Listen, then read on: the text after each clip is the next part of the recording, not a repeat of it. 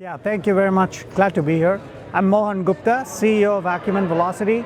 We're a Google and AWS partner, do cloud enablement, migration, bunch of stuff, work with public sector, commercial organizations such as healthcare, financial services, and banking.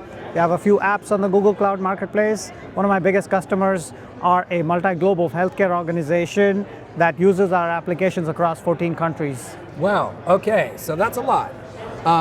We had a quick conversation earlier, and there seems to be so much talk right now around trust and safety in AI. Yeah. And you said, I really like that that's part of the conversation. Tell us a little bit more about that. Yeah, trust and safety is absolutely part of the whole AI aspect that's coming.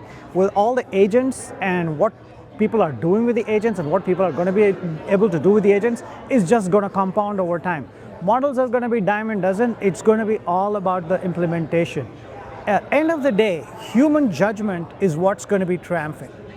No matter what you have technology, no matter what kind of agent systems you build, no matter what kind of security you build, the end of the day, it's going to be judgment by the humans. Right. Are they really able to push the boundaries of AI and figure out where does that connect with whoever is going to use that information? Right. So end of the day, that's where everything seems to be going. And it's more than just human in the loop. Yes. It's all- actually, It's a lot more. Yeah. I mean, human in the loop is what we started with. yeah. And human in the loop is something now more of almost a requirement for anything that we do. It's going to only evolve from there. Yeah, it is. So was there anything particular that stuck out today from the program? I've seen you here all day. So Yeah. was there anything particular?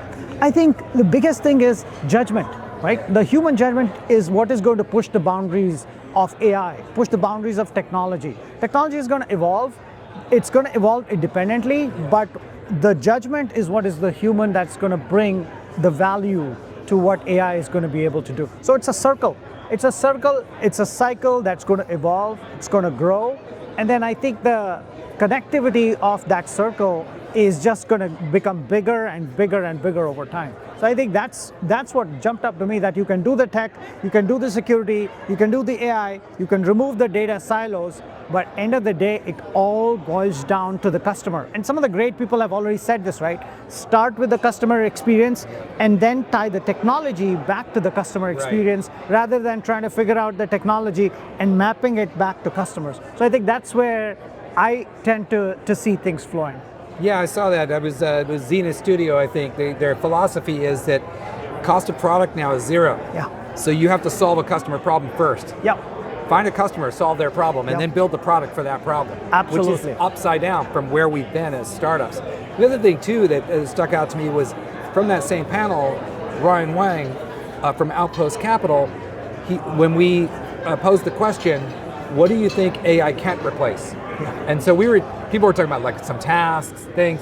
He said his answer was responsibility. Absolutely. AI is not responsible. Absolutely. We 100%. are the ones that have to be responsible. 100%. I mean, we can build governance. We can try to make AI more responsible. We can try to put guardrails on it. Great. End of the day, we gotta know, and I think people do realize that it's going to be a catch-up game. Yeah. It's going to be a game of catch-up that's going to happen, Yeah. but it's always going to be bound by the customer experience and working backwards from that customer experience towards the technology. Because that's why, right, today how many pilots are out there and how many of them make it to production? Not because the technology is not there. Right. Crazy.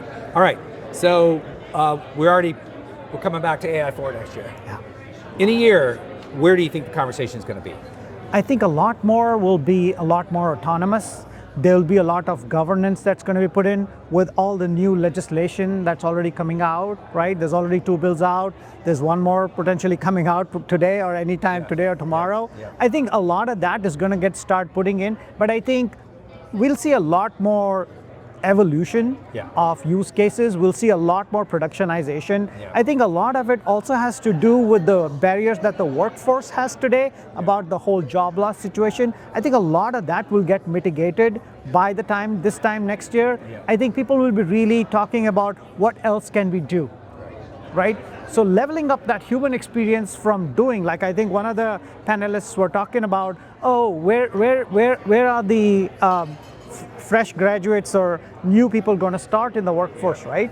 Now, when you think about that, they would start off with taking receipts or doing some little jobs. Now they're going to start at a much higher level. Yep. That pushes up the entire humanity. I think that's what we will see as part of the evolution that's going to go into next year. Well, thanks for joining us. Thanks you. for being a part of AI House. I love this conversation and look forward to seeing you back here in a year. I appreciate it. Thank you very much for having me. Thank you.